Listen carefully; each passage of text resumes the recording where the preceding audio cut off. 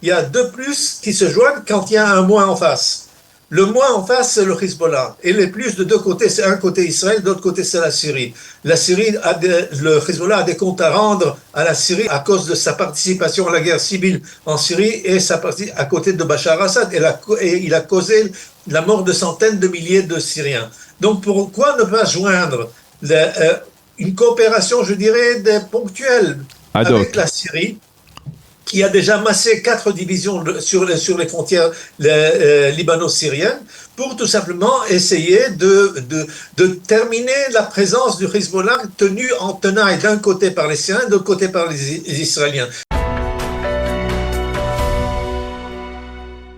Tout à l'heure, notre ami le docteur Eddie Cohen disait qu'il fallait que Israël cesse de progresser ou de mettre en danger la vie des soldats israéliens dans cette zone de sécurité. On a appris la mort de 2 soldats israéliens au cours des dernières 48 heures au Liban, alors que le cessez-le-feu est instauré. Est-ce que vous pouvez nous expliquer comment on justifie cela du côté israélien ? Écoutez, avant de conclure, je voudrais savoir quelle a été la solution proposée par Eddie Cohen. Il n'y a pas, effectivement, il a reconnu qu'il n'y avait pas énormément de solutions et que la situation était complexe. La seule solution qu'il a proposée, c'était de dire au gouvernement libanais de tout faire pour désarmer le Hezbollah. Oui, alors voilà, c'est très bien. Entre dire et faire et c'è la mare, disent les Italiens. C'est entre dire et faire, il y a la mer. Oui. Alors, en ce qui concerne le Liban, est dans un état chaotique. Chaos, ce n'est même pas une définition, je dirais, qui est appropriée à ce qui se passe au Liban. Il y a une milice qui s'est emparée du Liban, qui est en train de menacer le gouvernement, en train de menacer le chef de l'exécutif, donc c'est le Premier ministre et le président de la République, d'avoir le même sort qu'Anwar Sadat. Ça, c'est d'un. Donc, deux, c'est tous les députés chiites, donc c'est plus ou moins 27 députés du Parlement ont publié un communiqué interdisant tout contact avec Israël, toute négociation directe avec Israël avant d'avoir établi un cessez-le-feu, d'avoir arrêté toutes les actions israéliennes en territoire libanais, et avant le retrait total des troupes israéliennes et avant le début de la reconstruction. De quoi est-ce que parlons-nous ? Alors justement, le gouvernement est incapable même de former une délégation pour négocier. Ils ont Simon Karam, un officier qui doit l'accompagner et un assistant. C'est tout. Ils n'ont pas réussi à convaincre les chiites à se joindre à ces pourparlers, et ces pourparlers ne vont servir à rien. Alors qu'est-ce que ça veut dire, Jacques, quand on nous dit que le Hezbollah est considérablement affaibli, quand on dit que le peuple libanais n'en peut plus du Hezbollah, qu'il veut se débarrasser du Hezbollah, quand on nous dit même que Joseph Aoun et le Premier ministre Salam veulent se débarrasser du Hezbollah, qu'est-ce que ça veut dire concrètement ? Qu'est-ce qu'ils font pour qu'on se débarrasse du Hezbollah ? Est-ce que vous avez entendu ça de ma part ? J'ai toujours prétendu et dit oui, que le Hezbollah avait recouvré sa position d'avant la guerre de novembre 24 et d'avant le cessez-le-feu, et que le Hezbollah se préparait à une confrontation nouvelle, ce qui est le cas aujourd'hui. La situation actuelle dans le sud-Liban est idéale pour le Hezbollah. C'est le terrain où il navigue le mieux. C'est la guerre de guérilla qu'il voudrait engager face à Israël et causer à Israël autant de pertes possibles, comme c'était le cas entre 1982 et l'an 2000, qui a poussé finalement à l'an 2000 le retrait unilatéral d'Israël des territoires libanais. C'est ce que le Hezbollah est en train de prôner aujourd'hui et d'attaquer le gouvernement. Pourquoi aller à une solution pacifique avec Israël, puisque rien ne va aboutir, et puis il n'y aura que des concessions à donner à Israël, ce qui n'est pas acceptable pour le Hezbollah. Donc même affaibli militairement, le Hezbollah reste maître du jeu au Liban ? Alors le Hezbollah, regardez ce qui s'est passé la nuit de l'annonce du cessez-le-feu. Eh bien, Beyrouth, du côté chiite, était en joie. Les tirs des milliers de Kalachnikov en train de tirer des balles en l'air, des RPG qui ont été tirés vers les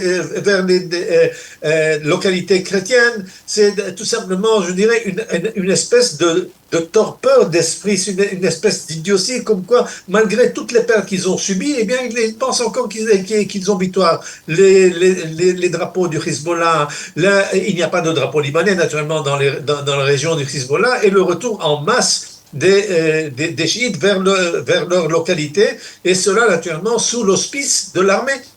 Maintenant, que fait le gouvernement? Le gouvernement sait très bien qu'il est en danger.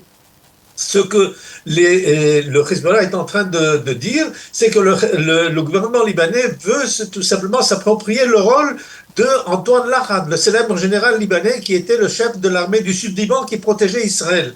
Alors, c'est ce qu'il est en train d'attaquer le gouvernement et le président, et naturellement en insinuant que le Hezbollah serait prêt à prendre en charge, je veux dire, la totalité du pays.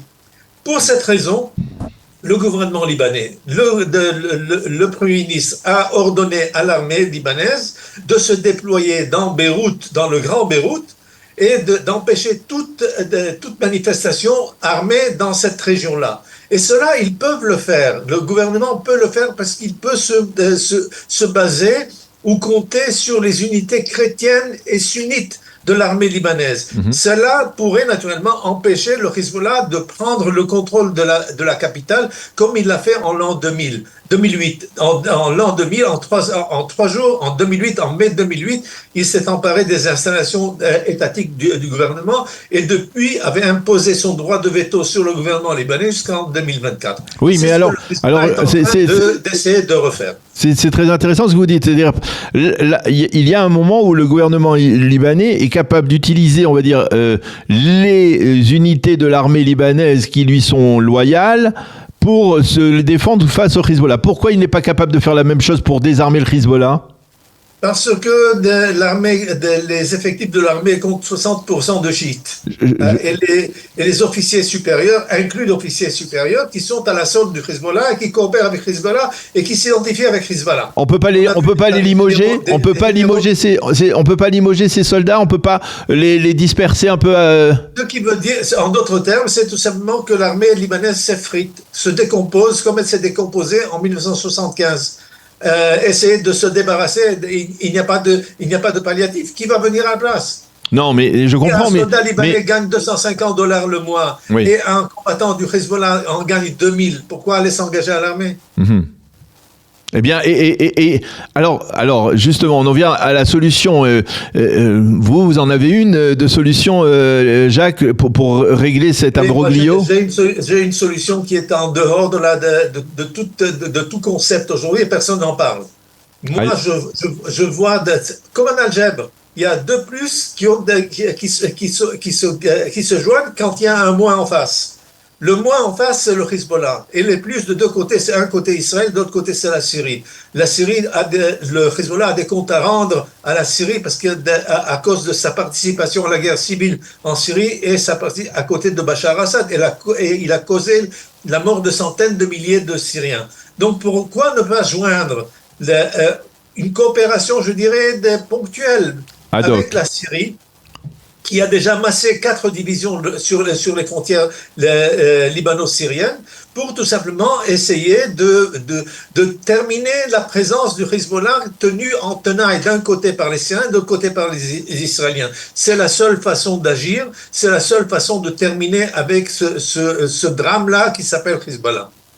Ça veut dire, vous pensez que El Joulani serait capable de mobiliser des divisions syriennes pour lutter contre le Hezbollah? Il a déjà massé 4 divisions le long de la frontière. De plus, en suivant de très près les médias libanais, on comprend déjà que des milieux chrétiens ont approché le régime syrien pour proposer une intervention comme celle qui a été d'ailleurs en 1976. Ce sont les chrétiens qui ont demandé aux Syriens d'intervenir et les Syriens sont entrés contre l'OLP. Maintenant, l'OLP a disparu, c'est le Hezbollah. La Syrie n'est pas en bon terme avec l'Iran, loin de là. Elle est certainement dans un état d'ennemité avec et d'hostilité avec le Hezbollah, pourquoi ne pas en profiter et tout simplement faire un partage, une division de la région, un partage d'influence. Les Syriens, vous êtes au nord de la Bekaa jusqu'à la frontière syrienne, et nous, à partir de l'axe Beyrouth-Damas jusqu'au sud, c'est notre sphère d'influence. C'est la seule façon d'agir pour terminer avec ce Hezbollah. C'est-à-dire une frontière libanaise qui serait recomposée, un Liban qui serait recomposé. Un État libanais qui serait recomposé, parce que l'État libanais actuel, c'est un État décomposé qui ne vaut rien. C'est un État en faillite qui n'a aucune raison d'exister. La preuve, c'est que les chrétiens, la plupart des chrétiens sont en train de parler de fédéralisme, et pour cette raison même, le Hezbollah leur dit, très chers amis, attendez que la guerre se termine. On viendra tenir nos comptes avec vous, c'est-à-dire on viendra s'emparer de l'État libanais. On va se réveiller, nous, après la guerre, avec un État qui fait partie de la République islamique de Téhéran. Eh bien, on comprend bien, c'est très intéressant d'avoir dialogué avec vous, et cette proposition et cette solution d'impliquer la Syrie dans la conjoncture actuelle pour tenter de neutraliser le Hezbollah. Effectivement, c'est pas une solution que l'on entend assez fréquemment, en tout cas dans les médias. C'est intéressant. Merci Jacques de nous l'avoir livré. Merci encore d'avoir été avec nous ce matin. Bonne continuation, Jacques. À bientôt. Merci, à bientôt.